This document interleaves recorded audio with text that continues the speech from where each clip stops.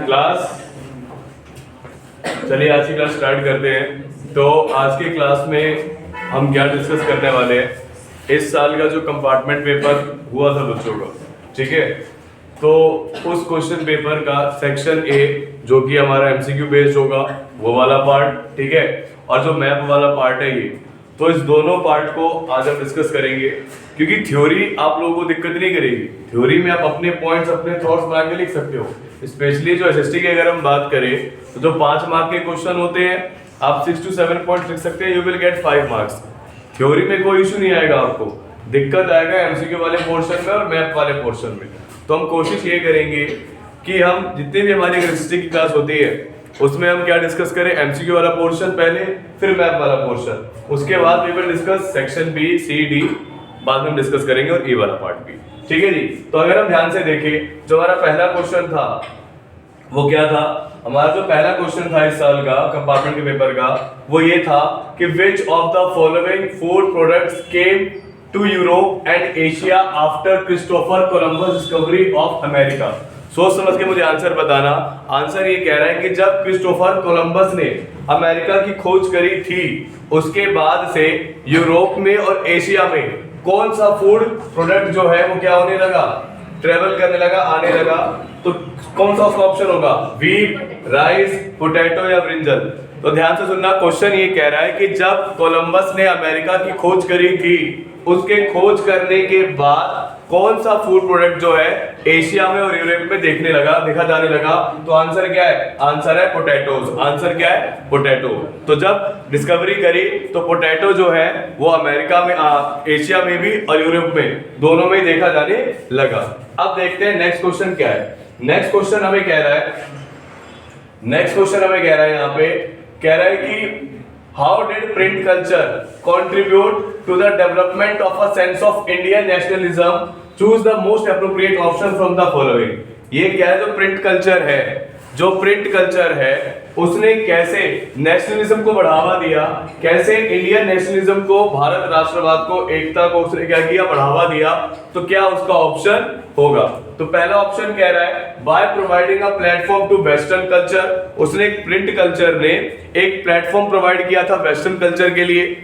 दूसरा कह रहा है बाय प्रोपेगेटिंग यूरोपियन लैंग्वेज की हेल्प, यूरोपियन लैंग्वेज जो है उसको स्प्रेड किया गया।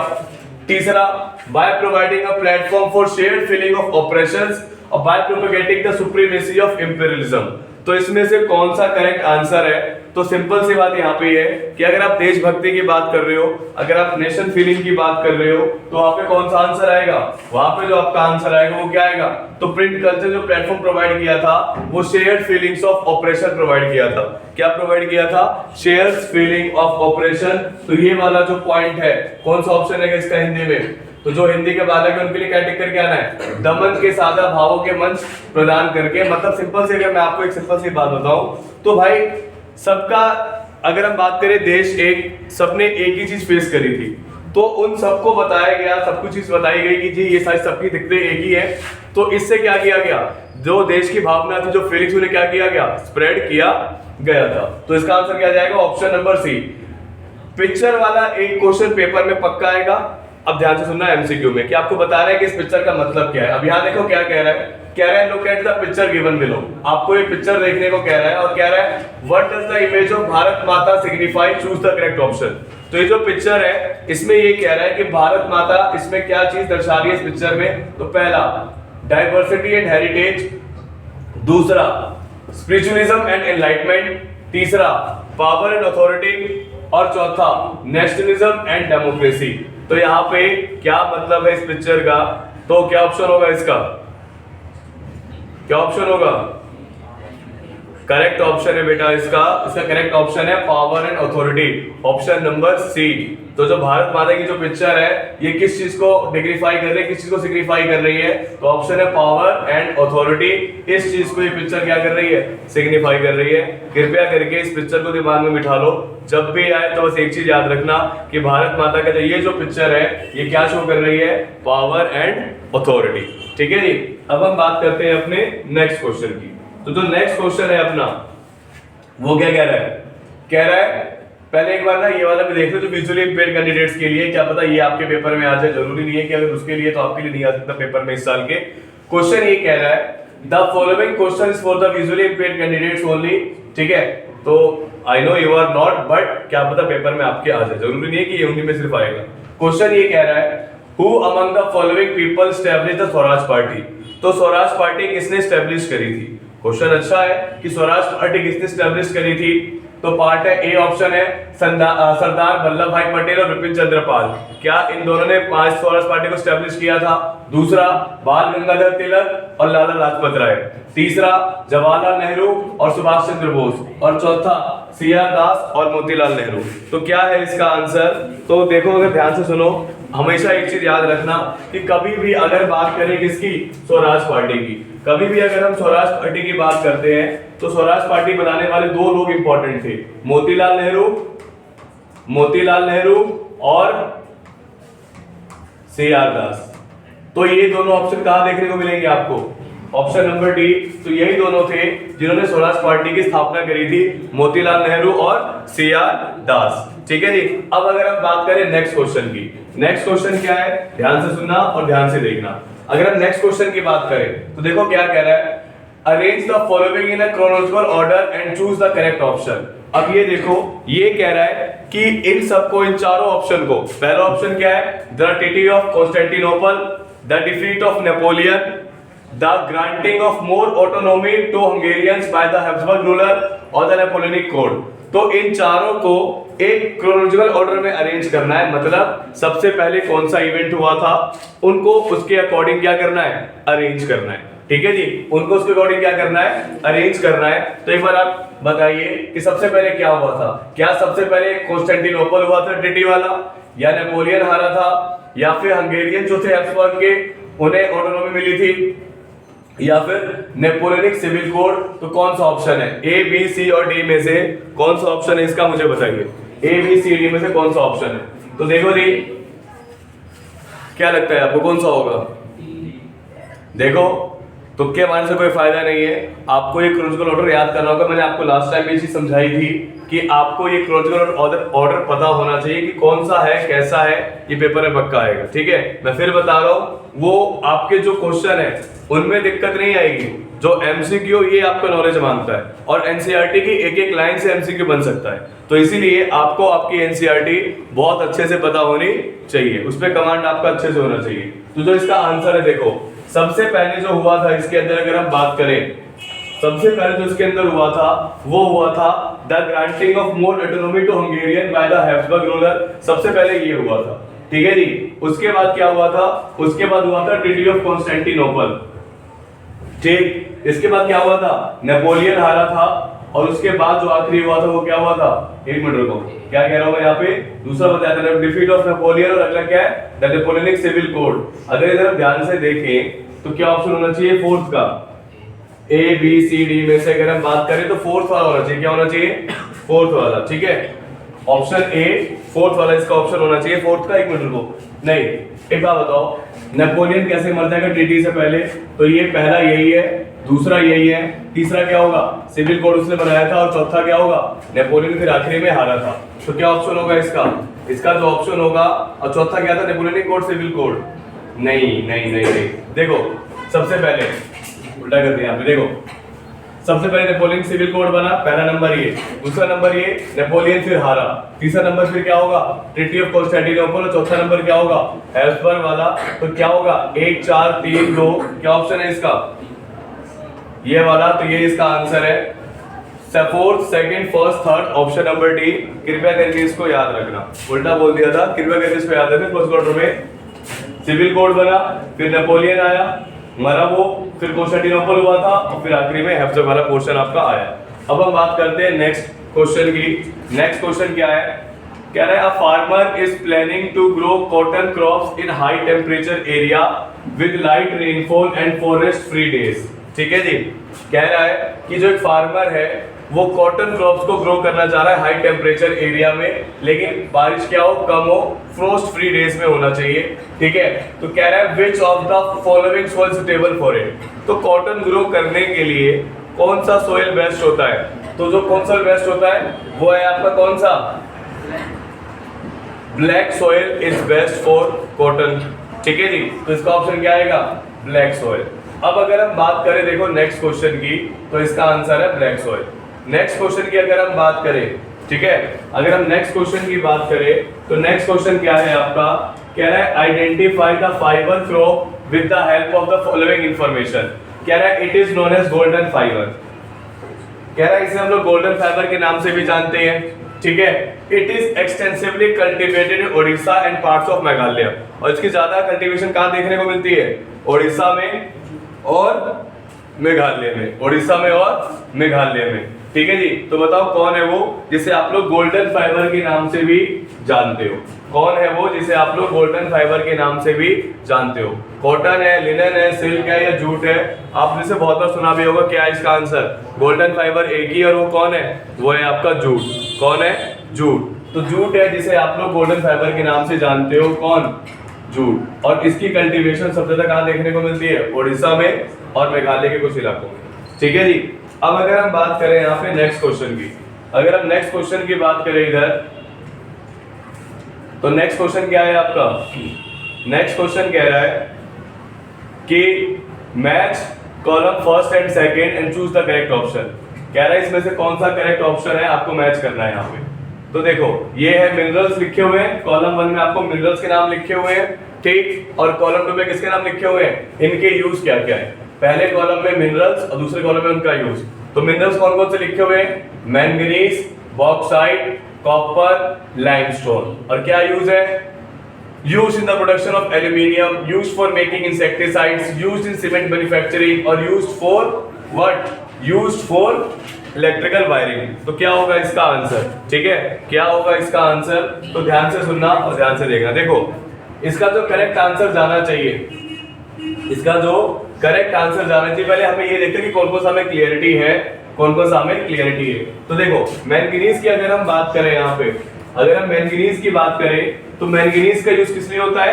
मैंगनीज का यूज हम लोग करते हैं इंसेक्टिसाइड्स के लिए। किसके लिए यूज करते हैं हम लोग? इंसेक्टिसाइड्स के लिए। ठीक है जी, मैंगनीज का हम लोग करते हैं इंसेक्टिसाइड्स के लिए। और बॉक्साइट का यूज करते हैं हम लोग एल्यूमिनियम प्रोडक्शन में। किस में यूज करते हैं? एल्यूमिनियम प्रोडक्शन में। अगर आपको ये दोनों ही आते हैं तो चेक करो कौन सा ऑप्शन है जिसमें पहले वाले का दूसरा है और दूसरे वाले का पहला है। तो कौन सा ऑप्शन है? पहले वाले का दूसरा, दूसरे वाले का पहला। Option number B is your correct answer. याद रखिएगा कि जी आपका मैंगनीज जो आप यूज करते हो, मैंगनीज का यूज आप लोग इंसेक्टिसाइड्स के लिए करते हो। ठीक है जी, और जो आपका बॉक्साइट है उसका यूज आप लोग करते हो एल्यूमिनियम के लिए। जो कॉपर है आपको पता ही है कि कॉपर की वायरिंग, कॉपर की आप लोग वायरिंग करते हो, तो इसीलिए कॉपर में क्या जाता है? Electrical wiring. और लाइमस्टोन में क्या जाता? लाइमस्टोन सीमेंट मैन्युफैक्चरिंग में यूज किया जाता है। ठीक है जी, याद रखिएगा। तो option number B is your correct answer. अब हम बात करें यहाँ पे नेक्स्ट क्वेश्चन की। नेक्स्ट क्वेश्चन कह रहा है दो स्टेटमेंट दे रखा है, कौन से वाला सही है आपको ये बताना है कि असर्शन सही है, रीजन सही है, दोनों ही सही है, या कौन सा गलत है। ठीक है जी, या कौन सा गलत है। अब सुनो क्या कह रहा है। Belgium community government has the power regarding cultural, educational and language related issues. कह रहा है जो बेल्जियम कम्युनिटी गवर्नमेंट थी उनके पास पावर था कल्चरल से रिलेटेड, एजुकेशनल से रिलेटेड और लैंग्वेज से रिलेटेड इश्यूज के लिए। ठीक है, अगला कह रहा है the state government are subordinate to the central government in Belgium. तो बताओ असर्शन ट्रू है, रीजन ट्रू है, या फिर दोनों ही सही है, या कौन सा गलत है, कौन सा सही है? तो इसका जो करेक्ट आंसर है बेटा वो है ऑप्शन सी। जो आपका ये क्लियरिटी होनी चाहिए सबसे पहले, क्या सबसे पहले जो क्लियरिटी ये होनी चाहिए कि भाई बेल्जियम के पास राइट्स थे लेकिन सबऑर्डिनेट नहीं था, स्टेट गवर्नमेंट जो है वो सबऑर्डिनेट नहीं था सेंट्रल से। तो ऑप्शन क्या होगा? असर्शन ट्रू है, और रीजन क्या है आपका? रीजन है आपका फॉल्स। ठीक है, तो option number C assertion true and reason false. ठीक है जी, अब अगर इधर हम बात करें तो क्या है नेक्स्ट क्वेश्चन हमारा, तो क्या ऑप्शन होगा इसका? इसका होगा ऑप्शन नंबर सी, असर्शन आपका सही है, रीजन आपका गलत है। ठीक है जी, अब अगर इधर हम बात करें नेक्स्ट क्वेश्चन की। नेक्स्ट क्वेश्चन क्या है हमारा? नेक्स्ट क्वेश्चन कह रहा है ये देखो, ये भी मैच द फॉलोइंग ही है। कॉलम 1 में आपकी लिस्ट है फेडरल लिस्ट, और कॉलम 2 में लेजिस्लेटिव पावर। तो कह रहा है union list, state list, concurrent list, residuary subjects. तो देखो जी, अगर हम बात करें यहाँ पे, देखो यूनियन लिस्ट का मतलब ये होता है इन लिस्ट के अंदर जो भी चीजें होंगी उस सब पे किसका कंट्रोल होता है, सेंट्रल गवर्नमेंट का। ठीक, स्टेट लिस्ट के अंदर किसका कंट्रोल होता है, स्टेट के गवर्नमेंट का। ठीक है, कंकरेंट लिस्ट जिसमें दोनों का डिसीजन होता है, दोनों के पास पावर होती है। और रेसिड्यूरी जो सब्जेक्ट्स बच गए हैं वो किसके अंडर होता है, वो होता है सेंट्रल गवर्नमेंट के अंदर। किसके अंदर होता है, सेंट्रल गवर्नमेंट के अंदर। तो मुझे बताओ इसमें कौन सा किसका आंसर होगा, यूनियन लिस्ट, वहां पे ऑप्शन दे रखा है trade, state list software, concurrent list communication और यहाँ पे ट्रेड यूनियन। तो किसका कौन सा ऑप्शन है, ABCD में से बताइए आप मुझे कि क्या इसका आंसर होगा। Union list, state list, concurrent list, residuary subjects, trade, software, communication या ट्रेड यूनियन, क्या होगा इसका आंसर, तो बताओ जल्दी से। कौन सा, डी। क्यों, क्योंकि जो यूनियन लिस्ट है उसमें ट्रेड यूनियन। अच्छा एक बात बताओ, या ध्यान से सुनो, इसका जो करेक्ट ऑप्शन है वो करेक्ट ऑप्शन है सी। क्योंकि भाई यूनियन जो यूनियन लिस्ट के अंदर उसके अंदर कम्युनिकेशन जाता है और कम्युनिकेशन ऑल ओवर इंडिया है। तो कम्युनिकेशन सबसे पहले किसके अंदर जाएगा, थर्ड के अंदर। तो इसका ऑप्शन क्या जाएगा, इसका ऑप्शन जाएगा थर्ड। आप एक बार फिर से अपनी एनसीईआरटी चेक करिए, उसमें भी क्या है, उसमें भी जो आपका आंसर है, जो आपका कम्युनिकेशन वाला है वो यूनियन लिस्ट के अंदर जाता है। ठीक है जी, तो ऑप्शन क्या जाएगा, इसका ऑप्शन जाएगा यूनियन लिस्ट, कम्युनिकेशन, ठीक है, स्टेट लिस्ट, उसका क्या जाएगा ट्रेड, उसके बाद क्या है कंकरेंट लिस्ट, ट्रेड यूनियन, और जो रेसिड्यूरी सब्जेक्ट बच गया सॉफ्टवेयर वो जाएगा रेसिड्यूरी के अंदर। ठीक है जी, तो याद रखना ट्रेड जो है वो स्टेट भी देखता है ट्रेड वाला मामला, और सेंटर भी देखता है। तो एक ट्रेड यूनियन है और एक ट्रेड है, तो ट्रेड देखता है स्टेट और दोनों ही, तो वो जाता है किसके अंदर, कंकरेंट के अंदर। लेकिन जो ट्रेड यूनियन है वो किसके अंदर जाता है, ट्रेड यूनियन जाता है आपका इसके अंदर, यूनियन के अंदर। ठीक है जी, तो इसका ऑप्शन क्या जाएगा, सी, A third, B first, C fourth and D second. अब अगर इधर हम बात करें, ये क्वेश्चन है, ध्यान से सुनिएगा और ध्यान से बताइएगा, आई होप देखो इसमें गलती नहीं होगी। देखो क्वेश्चन ये कह रहा है कि which of the following is a positive outcome of the constitutional amendment of 1992 regarding decentralization of power in India। तो जो 1992 में जो बदलाव किए गए थे उस डिसेंट्रलाइजेशन ऑफ इंडिया में, उस बदलाव पर क्या आपको पॉजिटिव आउटकम देखने को मिला था। तो पहला, empowering communities by ensuring fair and regular local election. दूसरा, increasing reliance on state government for local decision making. तीसरा, centralising of power to maintain uniformity across the nation. और चौथा, unlimited rights to the local representatives in decision making matters. तो इसमें से कौन सा positive impact निकल कर आया था 1992 के इंपैक्ट में, जो चेंज हुआ था अमेंडमेंट एक्ट में decentralization of power of India में, तो क्या इसका आंसर होगा, एक बार बताइए। ये कॉमन है, जरूरी नहीं कि इसके लिए आपको एनसीईआरटी पढ़नी ही पड़े, ये जनरल नॉलेज है, आप इजीली बता सकते हो। मुझे एक बात बताओ, ऐसा कोई राइट तो निकल के आया नहीं था कि भाई जिसमें आप अनलिमिटेड राइट्स दे दोगे लोकल लोगों को या लोकल लीडर्स को, ऐसा तो आप नहीं कर सकते। तो डी ऑप्शन तो कभी नहीं हो सकता। ठीक है जी, अब जो डिसीजन निकल कर आया था वो डिसीजन ये निकल कर आया था कि आप कम्युनिटीज में फेयर और रेगुलर लोकल इलेक्शन कराएंगे। क्या कराएंगे, हमेशा लोकल लेवल पे इलेक्शन आप रेगुलरली कराएंगे। तो ये ऑप्शन निकल कर आया था, ये आउटकम पॉजिटिव आउटकम निकल कर आया था। तो इसका आंसर क्या होगा, इसका आंसर होगा empowering communities by ensuring fair and regular local elections. ठीक है जी, अब अगर हम बात करें, हाँ 300% डैम श्योर हूं कि रीजनल पार्टी पे मैच द फॉलोइंग आएगा। रीजनल पार्टी पर मैच द फॉलोइंग आता ही आता है। ठीक है जी, तो इनको थोड़ा अच्छे से करना एमसीक्यू में। देखो क्या कह रहा है ऑल इंडिया फॉरवर्ड ब्लॉक, ये एक रीजनल पार्टी है, एक स्टेट की पार्टी, एक इलाके की पार्टी, एक रीजन की पार्टी है। ठीक है, तो दूसरा है राष्ट्रीय जनता दल आरजेडी, ये कहां की पार्टी है। ठीक है, तीसरा है पीपल डेमोक्रेटिक पार्टी पीडीपी, ये कहां की पार्टी है। और चौथा है द्रविड़ मुनेट्रा खाजागम, ये कहां की पार्टी है। रीजन दे रखा है गुजरात, वेस्ट बंगाल, उत्तर प्रदेश और तमिलनाडु। तो which one of the following pair is correctly match. तो यहाँ पे कह रहे हैं इसमें से कौन सा सही अच्छे से मैच किया गया है। तो देखो भाई, हमें सिंपल सा कुछ चीज पता होनी चाहिए जो आपको अच्छे से पता हो। एक सिंपल से मुझे एक बात बता दो, जो ये पीडीपी है, पीपल डेमोक्रेटिक पार्टी, ये मेरे हिसाब से जो कहाँ की है, ये जम्मू कश्मीर की है। पीडीपी जो है वो कहाँ की है, वो जम्मू कश्मीर की है। तो पीडीपी अगर जम्मू कश्मीर की है तो वो उत्तर प्रदेश में कहाँ से हो सकती है? पीडीपी अगर जम्मू कश्मीर की है तो वो उत्तर प्रदेश में कहाँ से हो सकती है? ठीक है। राष्ट्रीय जनता दल कहाँ की है, वो बिहार की है, तो वो वेस्ट बंगाल में कहाँ से हो जाएगी? ठीक है जी। तो अगर हम यहाँ पे ध्यान से देखें तो जो करेक्ट ऑप्शन है इसका, जो करेक्ट ऑप्शन है इसका वो कौन सा है? ऑप्शन डी, ये पार्टी जो है आपके तमिलनाडु की है। तो ये इसका करेक्ट आंसर है। मैं फिर बता रहा हूं, आपको रीजनल पार्टी के बारे में अच्छे से आंसर पता होना चाहिए, क्योंकि ये एमसीक्यू इस टाइप का पेपर में पक्का आएगा। यहाँ तो भाई आसान था आपके लिए क्या, कि कौन से वाला किसका सही से बताना है, लेकिन पेपर में क्या होता है, चारों नाम लिख देंगे और चारों लिख देंगे कि कौन कहाँ का है, तो वो आपको अच्छे से पता होना चाहिए। ठीक है जी। लाइक ये बिहार का, ये जम्मू कश्मीर का, ये आपके तमिलनाडु का। ठीक है जी। तो ये आपको अच्छे से पता होना चाहिए था। अगर हम नेक्स्ट बात करें यहाँ पे नेक्स्ट क्वेश्चन की, तो नेक्स्ट क्वेश्चन क्या कह रहा है आपको? नेक्स्ट क्वेश्चन कह रहा है choose the most appropriate option related to developmental goals of landless rural labours. ठीक है जी।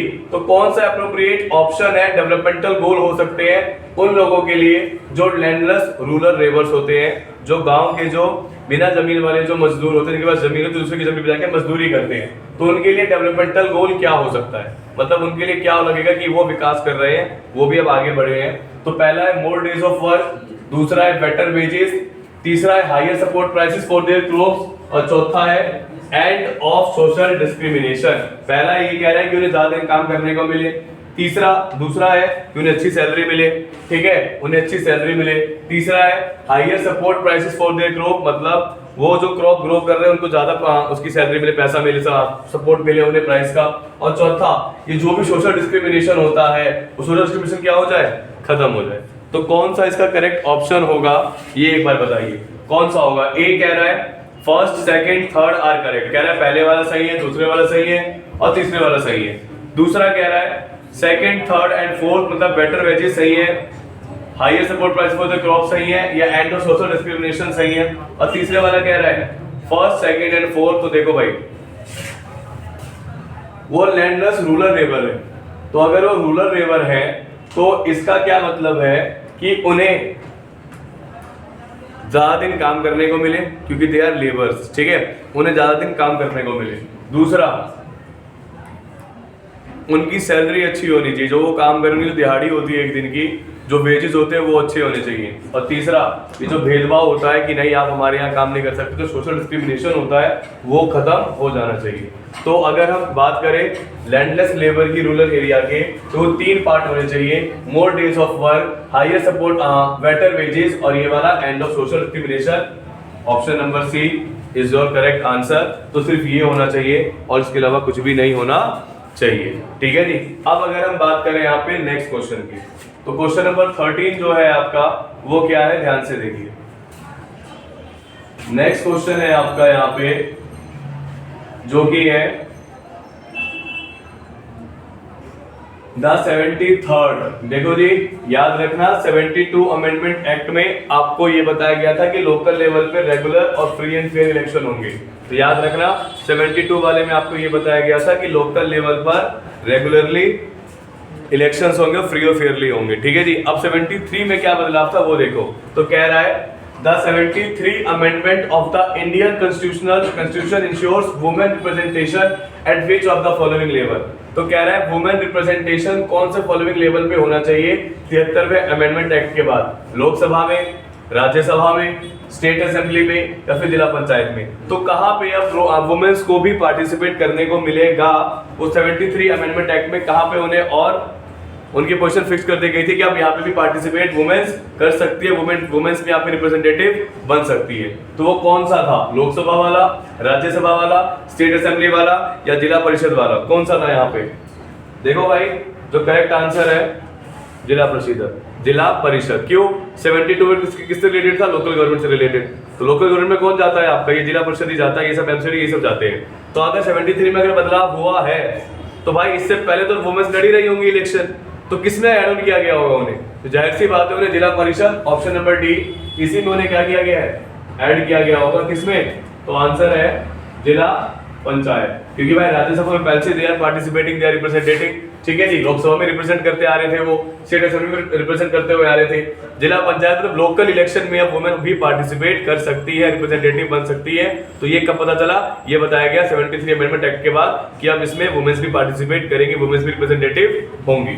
अब अगर हम बात करें यहाँ पे क्वेश्चन नंबर 14 की, तो देखो क्वेश्चन नंबर 14 आपको क्या कह रहा है।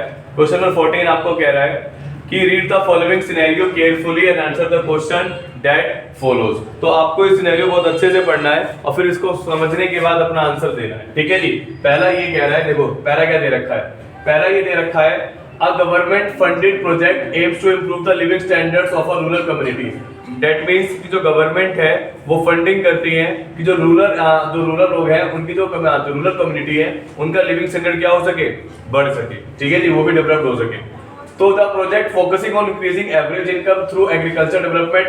तो जो प्रोजेक्ट है वो ये फोकस कर रहा है कि उनकी जो एवरेज इनकम है वो इंक्रीज हो सके, किस माध्यम से, एग्रीकल्चर के माध्यम से, ठीक है जी, एग्रीकल्चर की वजह से। अगला ये कहा जा रहा है अगले पॉइंट में, however some community members express concern about the potential environment impact of the project. और कुछ का ये मानना है कि हमारी जो पोटेंशियल है, हमारी जो क्षमता है, हमारी जो कैपेसिटी है हमारे एनवायरनमेंट की, उससे इस पे इंपैक्ट पड़ेगा, किस पे, इस प्रोजेक्ट से। तो कह रहा है based on the above scenario which of the following statement is most appropriate. तो इस सिनेरियो को देखते हुए कौन सा बेस्ट स्टेटमेंट आपको देखने को मिलेगा। तो पहला ये कह रहा है कि economic development is not essential for sustainability. कह रहा है इकोनॉमिक डेवलपमेंट इतना जरूरी नहीं होता सस्टेन होने के लिए, तो ये गलत है जी। कह रहा है environmental sustainability is the essential base of economic development. Environmental sustainability जरूरी होता है इकोनॉमिक डेवलपमेंट के लिए, तो हाँ ये बिल्कुल सही है। तीसरा कह रहा है कि both economic development and environmental sustainability are essential.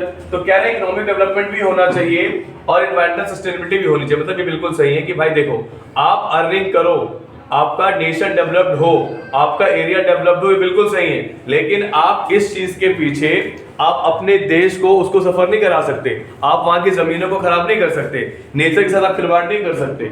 इसीलिए अगर आप ये प्रोग्राम रन करना चाह रहे हैं तो करिए, लेकिन फायदा दोनों होना चाहिए। क्या, इकोनॉमिक डेवलपमेंट भी होना चाहिए और साथ में एनवायरमेंटल सस्टेनेबिलिटी भी आपकी रहनी चाहिए। तो क्या करेक्ट ऑप्शन होगा इसमें, option number C, both economic development and environmental sustainability are essential, ठीक है जी। नेक्स्ट क्वेश्चन क्या है आपका, नेक्स्ट क्वेश्चन आपको कह रहा है study the following data, answer the question that follows. अब डेटा क्या कह रहा है, एक बार आप देखिए। डेटा ये कह रहा है कि education achievement of rural population of a region.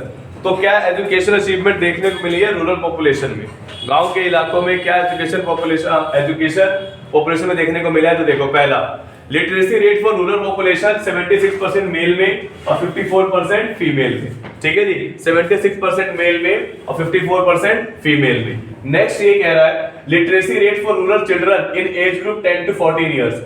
तो जो 10 से 14 ईयर्स के जो बच्चे हैं उनमें क्या लिटरेसी रेट देखने को मिला है। तो जो मेल है वो 90% लिटरेट है और फीमेल 87% लिटरेट है। लिटरेट का मतलब होता है जिनके पास बेसिक नर्सरी से लेके 8 तक की एजुकेशन होती है, जो पढ़ना और लिखना दोनों जानते हो। तो 8 तक का मानते हैं कि बच्चा क्या हो जाता है, लिटरेट हो जाता है, पढ़ना लिखना मानते हो, सिर्फ पढ़ने लिखने की मैं बात कर रहा हूँ। तो अप टू 8। अगला ये कह रहा है percentage of rural children age 10 to 14 years attending school. तो 10 से 14 के कितने बच्चे जो स्कूल अटेंड कर रहे हैं, तो मेल में 85% है और फीमेल में 82% है। तो कह रहा है which of the following is the difference in the literacy rate of rural male and female in the region। तो लिटरेसी रेट में कितना बेसिक डिफरेंस आपको देखने को मिलेगा मेल और फीमेल में। तो लिटरेसी में क्या डिफरेंस देखने को मिल रहा है, सिंपल से मुझे एक बात बताओ यार, लिटरेसी रेट का कौन सा बोल रखा है, मेल और फीमेल बोल रखा है ना। तो मुझे एक बात बताओ, यहाँ पे लिटरेसी रेट मेल का कितना है 76% और फीमेल का कितना है 54%। तो कितना फर्क देखने को मिल रहा है लिटरेसी रेट में, 22%। तो मेल और फीमेल में जो लिटरेसी रेट का फर्क आपको देखने को मिल रहा है वो कितना देखने को मिल रहा है 22%। Option number A is your correct answer, ठीक है जी। अब अगर हम बात करें नेक्स्ट क्वेश्चन की, नेक्स्ट क्वेश्चन क्या है ध्यान से देखना, ऐसा ही क्वेश्चन पेपर में आ जाता है थोड़ा बहुत और वो आसान होता है। आपको ये अपना जो भी इंफॉर्मेशन दे रखी होती है इस इंफॉर्मेशन से ही आपको आपका आंसर पता चल जाता है। अब अगर हम बात करें यहाँ पे नेक्स्ट की कह रहा है विच, कह रहा है identify the odd one out from the following, कह रहा है इनमें से कौन सा, देखो सब कुछ सही होगा लेकिन एक है जो आपका गलत होगा इनके बीच में, ठीक है जी, जो एक के बीच में क्या होगा, गलत होगा। पहला एग्रीकल्चर, फिशिंग, माइनिंग, ठीक, एग्रीकल्चर, फिशिंग, माइनिंग। अगला कह रहा है फॉरेस्ट्री, ट्रेडिंग और डेयरी, ठीक है जी। अगला कह रहा है टीचर्स, डॉक्टर्स और लॉयर। और नेक्स्ट वाला कह रहा है making sugar, cotton, textile, iron and steel industry. तो इसमें से कौन सा है जो आपको गलत दिख रहा है, तो कौन सा ऑप्शन इसमें से गलत होगा जो अलग लग रहा है इनसे, और वो कौन सा है, वो है आपका ऑप्शन बी, फॉरेस्ट्री और डेयरी, ठीक है। लेकिन ट्रेडिंग इनके बीच में सूट नहीं कर सकता, ट्रेडिंग इनके बीच में सूट नहीं कर सकता, तो इसलिए कौन सा वाला गलत है यहाँ पे आपका, ऑप्शन नंबर बी। ये सब ठीक है, एक दूसरे से रिलेटेड है, लेकिन फॉरेस्ट्री और डेयरी में ट्रेडिंग नहीं आ सकता, ठीक है जी, इसलिए कौन से वाला गलत था यहाँ पे, ऑप्शन नंबर बी, ट्रेडिंग वाला पार्ट, ठीक है जी। अब अगर इधर हम बात करें यहाँ पे नेक्स्ट क्वेश्चन की, तो जो हमारा नेक्स्ट क्वेश्चन है इधर वो क्या है, ध्यान से देखिएगा।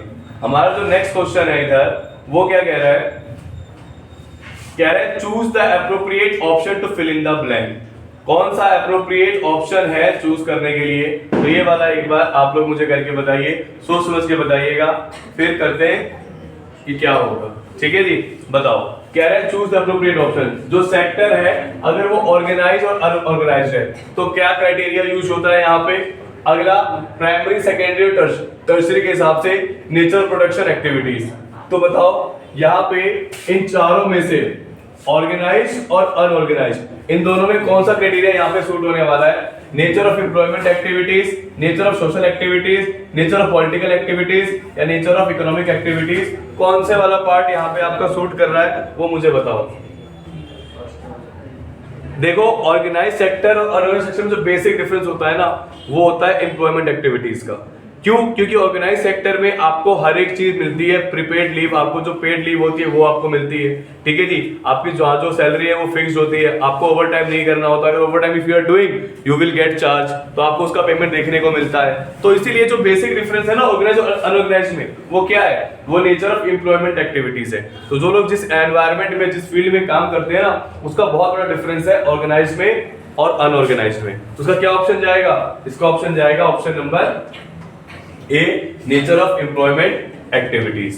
अब अगर इधर हम बात करें यहाँ पे नेक्स्ट पार्ट की, तो नेक्स्ट पार्ट क्या है हमारा, नेक्स्ट क्वेश्चन कह रहा है, ये आप लोग बताइएगा, कह रहे read the information given below and choose the correct option. Rahul wants to buy a car, ठीक है, Rahul wants to buy a car but he does not have enough money, for this he needs 1 lakh rupees, ठीक है जी। राहुल जो है car खरीदना चाहता है but उसका प्रॉपर का जो पर्याप्त पैसा है वो नहीं है, तो उसको कितने की जरूरत है, उसको 1 लाख रुपए की जरूरत है, ठीक है जी। तो कह रहा है from which of the following would it be appropriate for Rahul to take a loan. तो इसमें से राहुल के लिए कौन सा बढ़िया ऑप्शन होगा अगर उसे लोन लेना है, तो राहुल के लिए कौन सा बढ़िया ऑप्शन होगा अगर उसे लोन लेना है तो पहला commercial bank, money lender, relatives या ट्रेडर। तो कौन सा बढ़िया ऑप्शन होगा अगर राहुल को किसी से अगर 1 लाख रुपए लोन लेने हैं तो राहुल के लिए सबसे बढ़िया ऑप्शन क्या होगा, बैंक होगा, मनी लेंडर किसी से भी उधार ले लिया, ठीक है, जो उधार देता हो अपने रिलेटिव से या फिर किसी भी व्यापारी से। तो क्या बढ़िया होगा राहुल के लिए, तो सबसे बढ़िया जो ऑप्शन होगा वो कौन सा होगा, वो बैंक होगा। क्या होगा, बैंक होगा। तो सबसे बढ़िया ऑप्शन जो होता है वो क्या होता है, बैंक होता है। क्यों? क्योंकि इसमें हर एक चीज की क्या होती है, क्लियरिटी होती है कि कितने रेट ऑफ इंटरेस्ट से कितने अमाउंट तक कितने साल तक आपको पैसे पे करने होते हैं, और ये आपका जो भी रेट ऑफ इंटरेस्ट होता है क्या होता है, वो कम भी होता है। तो सबसे बढ़िया क्या होता है, अगर आप नहीं भी लोन रीपे नहीं भी कर पाते हैं तो बैंक हेल्प करता है कि ठीक है जी आप एक काम करें, आपका रेट ऑफ इंटरेस्ट थोड़ा कम कर देते हैं, ये कर देते हैं, आप जितना आपने लोन में रखा होता है चुका दीजिए, तो बैंक ये सब भी आपको देता है सुविधा। तो इसलिए जो सबसे बढ़िया ऑप्शन होगा वो क्या होगा, कमर्शियल बैंक। बैंक से लोन लेना उसको ज्यादा बढ़िया रहेगा। क्यों? कोई वसूली करने नहीं आता, अगर आएगा तो भाई आपको नोटिस देके आता है कि 3 महीने का टाइम है, 4 महीने का टाइम है, आप ये जो भी आपका किस्त जो भी बाउंस हो रहा है तो उसे आप पे करने की कोशिश करें। लेकिन अगर आप इनफॉर्मल सेक्टर्स लेने की कोशिश करेंगे तो वहां आपको भी अच्छे से पता है कि क्या क्या दिक्कतें देखने को मिलती है, ठीक है जी। अब अगर हम बात करें यहाँ पे नेक्स्ट क्वेश्चन की, नेक्स्ट क्वेश्चन कह रहा है there are advancement in transportation, which of the following is the impact of it on globalization। Transportation में जो एडवांसमेंट आपको देखने को मिली है, ट्रांसपोर्टेशन में जो एडवांसमेंट आपको देखने को मिली है, इससे क्या चीज का इंपैक्ट पड़ा है ग्लोबलाइजेशन में? ग्लोबलाइजेशन में किस पर इंपैक्ट पड़ा है? पहला ऑप्शन है increase shipping cost. Shipping cost increase हो गया ट्रांसपोर्टेशन की वजह से, मतलब आप जो यहाँ से चीजें पहुंचा रहे हो, ट्रांसपोर्ट करवा रहे हो, उस पर महंगाई आ गई, ठीक है, जिसका कोस्ट के रेट क्या कर दिए, उनके रेट इंक्रीज कर दिए गए। दूसरा, reduce the speed of trade, तो ट्रेड की जो स्पीड है वो क्या कर दी गई है, कम कर दी गई है। तीसरा क्या है, international trade has been limited, तो इसके वजह से जो इंटरनेशनल ट्रेड है वो क्या कर दिया गया है, लिमिटेड हो गया है, ठीक है। और अगला कह रहा है facilitates faster movement of goods, तो जो ट्रांसपोर्टेशन एडवांसमेंट हुई है इससे किसमें इंपैक्ट पड़ा है? तो करेक्ट ऑप्शन क्या होगा? क्या शिपिंग कॉस्ट बढ़ा दिया है? नहीं। क्या स्पीड ऑफ ट्रेड कम हो गया है? नहीं। क्या इंटरनेशनल ट्रेड लिमिटेड हो गई है? नहीं भाई, आए दिन इंटरनेशनल ट्रेड होती है।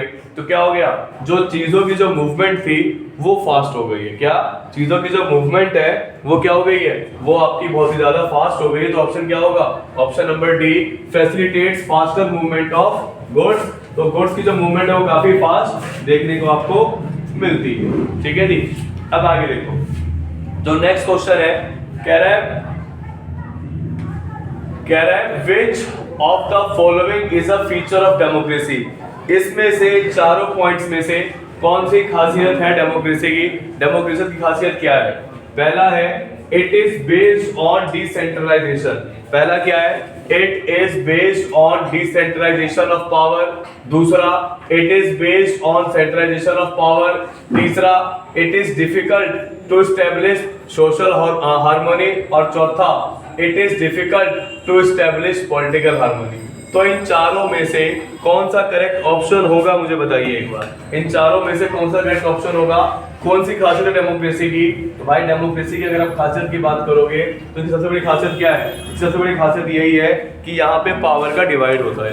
पावर डिवाइड होने से सबको क्लियरिटी होती है, सबका माइंड ऑफ थॉट क्लियर होता है कि कौन सी चीजें किसके अंडर आती हैं, ठीक है जी। तो इसमें कोई भी डिस्प्यूट होने के चांसेस क्या हो जाते हैं, कम हो जाते हैं। अगर डिस्प्यूट हुआ तो आपको अच्छे से पता है, सुप्रीम कोर्ट फिर इंटरवीन करता है, फिर उस मामले को क्या करते हैं, अच्छे से क्लियर किया जाता है। तो करेक्ट और सबसे मेन फीचर क्या क्या खासियत है हमारे डेमोक्रेसी की, ये क्या है, ये है आपका it is based on decentralisation of power. मतलब कि डेमोक्रेसी में पावर का क्या होता है, बंटवारा होता है। तो इसीलिए सबसे बड़े फीचर क्या है, डिसेंट्रलाइजेशन ऑफ पावर, ठीक है जी। यहाँ पे हमारा जो एमसीक्यू वाला पार्ट था वो क्या होता है, खत्म होता है। तो 20 मार्क्स वाला पार्ट आपका यहीं पे मैं फिर बता रहा हूँ अभी कि 20 एमसीक्यू में आप लोगों को मेहनत करनी पड़ेगी। जितने ज्यादा एमसीक्यू आप डिस्कस करोगे, मैं आपको अभी बता रहा हूँ, अगर प्रीवियस 4 और 5 इयर्स के आप एमसीक्यू को डिस्कस कर लेते हो बहुत अच्छे से, तो आपके चांसेस ये बढ़ जाते हैं कि 15 से 20 एमसीक्यूज के बीच में आपके ऑप्शन सही हो जाएंगे। सही आप 15 से 20 एमसीक्यूज आप सही कर पाओगे, इस रेंज में आप आ जाओगे। लेकिन अगर आप पूरे सही करना चाहते हो तो अपने एनसीईआरटी को टिप पे बिठा लो। अगर आपके एनसीईआरटी अच्छे से है तो 20 मार्क्स ये और 5 मार्क का आपका मैथ, ये कर लीजिए, 25 मार्क्स आपके पक्के हो जाएंगे। इसके बाद जो भी आप अपने थ्योरी पार्ट देखते हो, वहां पे आप अगर कहानी भी लिख कर आते हो तो you will get some marks.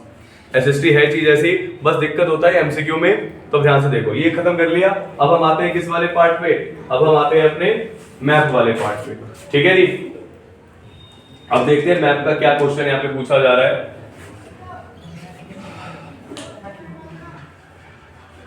ये देखो, तो बेस्ड ऑन मैथ क्या इसका आंसर है, ठीक है जी। तो अगर हम मैथ की बात करें यहाँ पे, तो देखो कह रहा है कि 2 places A and B have been marked on the given political outline map of India on page 27. Identify them with the help of following information and write their correct names on the lines drawn near them. तो कह रहा है कि भाई Kheda असत्याग्रह movement, इसको आपको mark करना है। 1927 में इंडियन नेशनल कांग्रेस हुआ था, ये कहाँ हुआ था, पहले इसका नाम बताओ कि 1927 में जो आईएनसी की मीटिंग हुई थी, इंडियन नेशनल कांग्रेस की जो मीटिंग हुई थी, ये कहाँ हुई थी और खेड़ा कहाँ हुआ था? तो बताओ भाई कहाँ क्या था और क्या हुआ था। 1927 कहाँ हुआ था खेड़ा, जो ये आपका ये जो आईएनसी का कहा था 1927 में कौन से इलाके में हुआ था, तो उसका मुझे आंसर बताओ। कहाँ पे? कलकत्ता में हुआ था, पक्का? सोच लो। चलो अभी चेक कर लेते हैं। फिर कह रहा है एक बार ये, हाँ बिल्कुल अभी पर देखो, कह रहा है name the place where the session of Indian National Congress held in 1927। तो इसी का आंसर यहाँ पे ये लिखा हुआ है, ठीक है। अब भाई ये वाला करो, ये वाला करो, एक ही बात है। तो इंडियन नेशनल कांग्रेस 1927 में कहाँ पे हुआ था? तो आंसर है या तो मद्रास लिख कर आओ या चेन्नई लिख कर आओ, ठीक है जी। तो या तो 1927 का जो सेशन हुआ था ये मद्रास या चेन्नई में हुआ था, तो इसका आंसर है या तो मद्रास या चेन्नई। अब एक बात बताओ, अगर ये ऐसे नाम प्लेट अगर वो कहेगा कि नेम मेंशन करो, तो यहाँ देखो कभी कभी मैप में ना वो लेबलिंग करके देता है, तो लेबलिंग से क्लियरिटी मिल जाती है कि हमें किसका नाम देना था। अगर आपके माइंड ऑफ थॉट में अगर गुजरात आ रहा है और यहाँ ये आ रहा है, तो मैं यहाँ पे 1927 में कौन सा करके आता? मद्रास वाला करके आता, ठीक है जी। अब सुनो ध्यान से, अगला पार्ट ये कह रहा है कि name the place where Gandhi ji organise satyagraha for indigo planter. तो इंडिगो प्लांटर के लिए कहाँ हुआ था? अब इंडिगो प्लांटर के लिए कौन था आपका? वो था आपका कौन सा जगह इंडिगो प्लांटर के लिए? ये तो पता होना चाहिए। इंडिगो की लड़ाई उन्होंने कहाँ करी थी? चंपारण में। कहाँ करी थी? चंपारण में। तो चंपारण वाले पार्ट पे आप मार्क करके आ जाइएगा और आपका क्वेश्चन खत्म। ये डैम वाले जो क्वेश्चन है ना, ये वाले, ये पक्का कर लो। ये डैम वाले जितने भी मैप के क्वेश्चन आपको देखने को मिले, जितना कोशिश होगा मैं खुद यहाँ पे आपको क्लास में करवा दूंगा, बट ये डैम वाले, नेशनल पार्क वाले और ये जो आईएनसी के जो कांग्रेस सेशन हुए थे, ठीक है जी, ये सभी मोस्टली बार बार पेपर में पूछा जाता है। तो यहाँ तक जो है आपको आना चाहिए, ठीक है जी। तो आज की क्लास में इतना ही, बाकी का हम लोग डिस्कस करते हैं कल की क्लास में, ठीक है जी।